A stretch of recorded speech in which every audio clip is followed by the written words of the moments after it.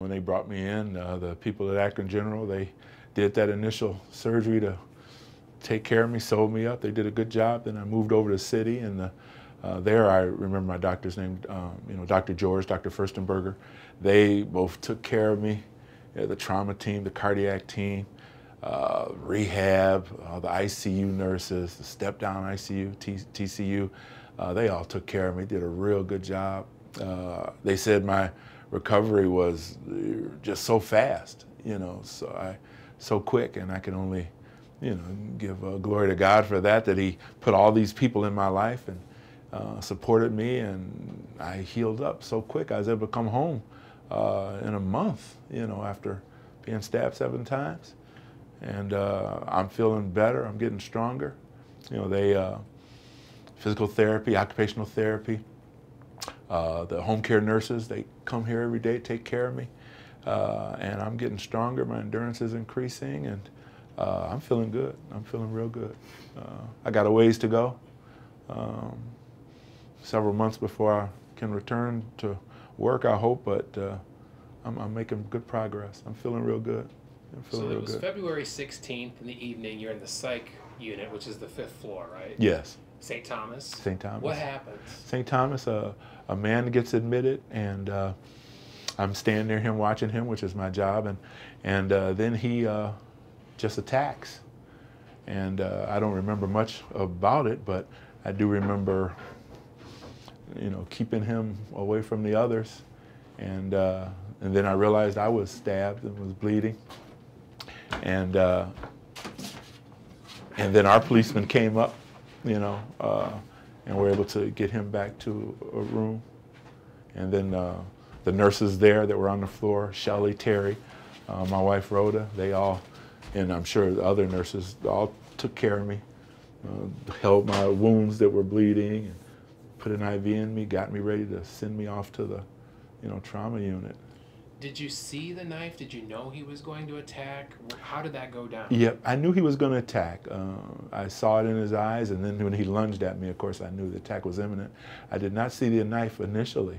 I didn't see the knife until it was actually on the floor. I heard that Matt, one of the nurses, told the guy to drop the knife. And he dropped it, and I know my wife was able to get the knife off the floor and get it away from the scene. And then I remember seeing blood, on my hands and on my uniform. And that's when I realized that he had been, stabbing me,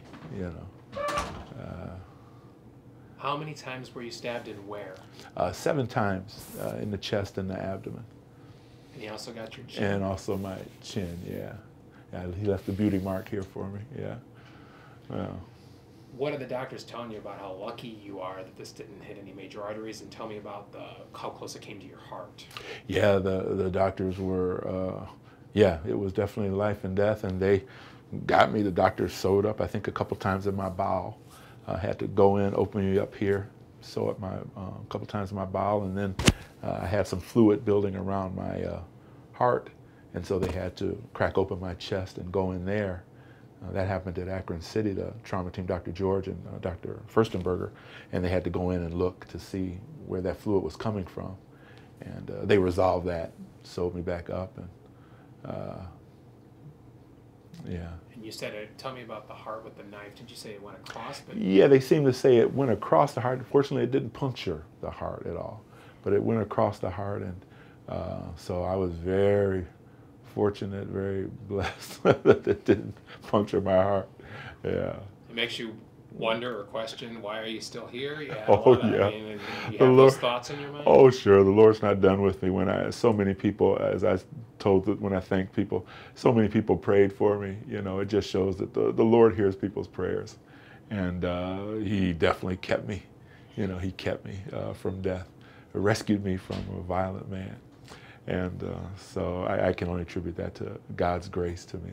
And what credit do you give to the nurses, oh including my your gosh. wife, that were there to help you immediately? They were the instruments that God used to save my life. They were the ones that, the instruments that actually saved my life.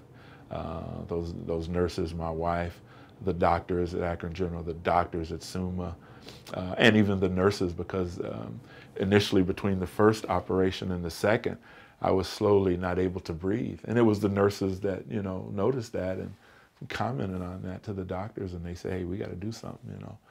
And, you know, so all those people actually saved my life. They were the ones that actually saved. I mean, there's no doubt about it in my mind.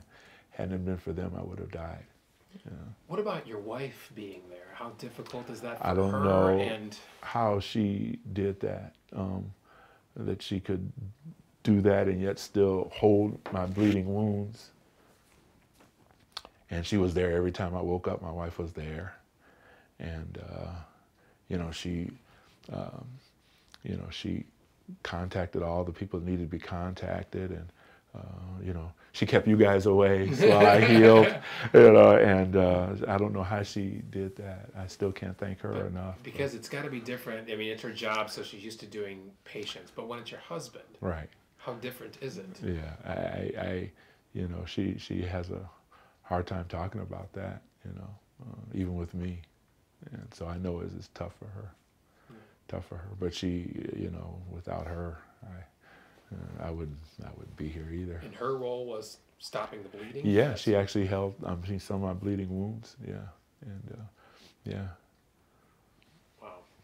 What do you think about what happens next with this suspect? He's in jail. What would be justice for you? He's in jail, yeah. Like I said, I would hope that he would turn to Christ and be forgiven, you know, of his sins.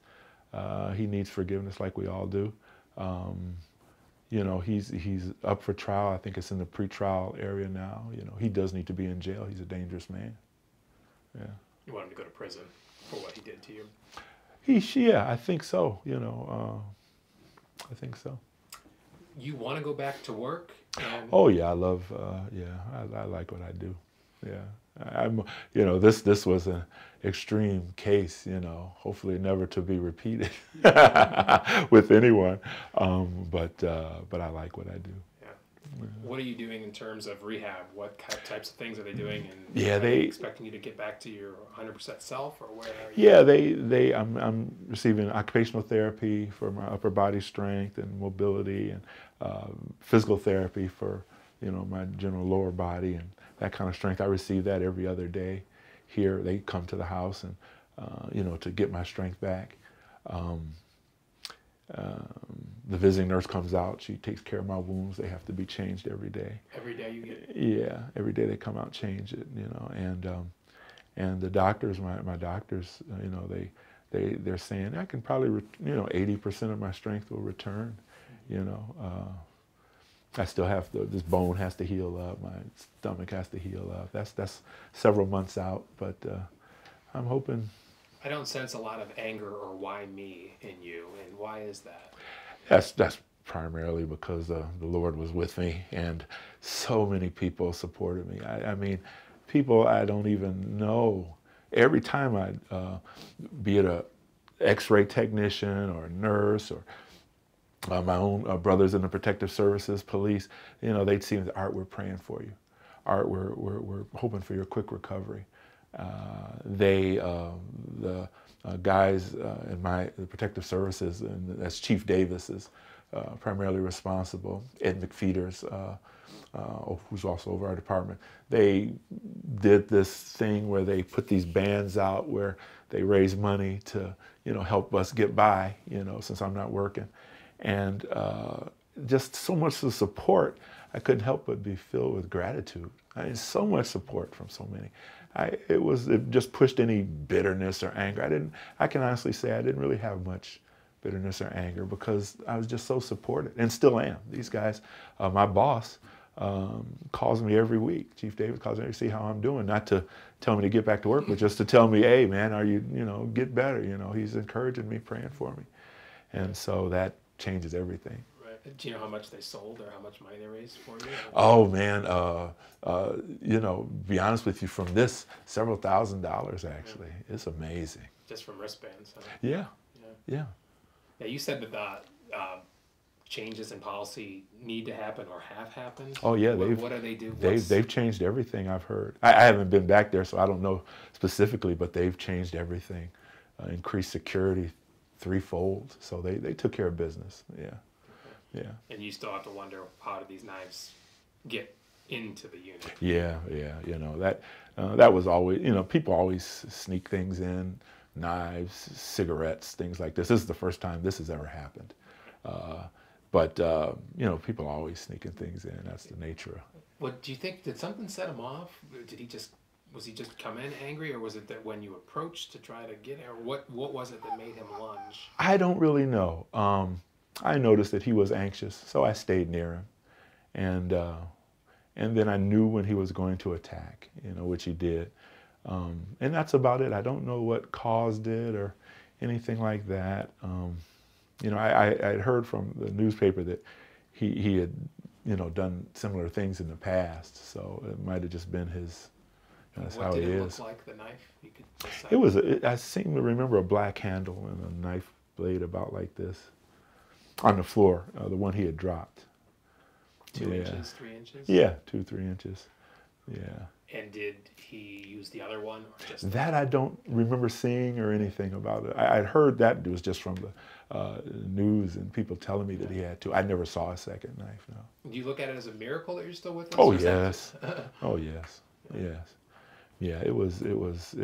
I mean, had the nurses been there, had my wife not have been there, had our protective service officers hadn't responded as quick as they did. Very scary for you, still probably thinking about it. Do you still have? Well, the fortunate thing is I don't remember much about it, so that's maybe fortunate for me. But I do know that the people around me responded. It saved my life. But you may have saved lives also. That's what they tell me. I do remember keeping him back, and so I'm thankful that none of our other staff were injured. I'm so thankful for that.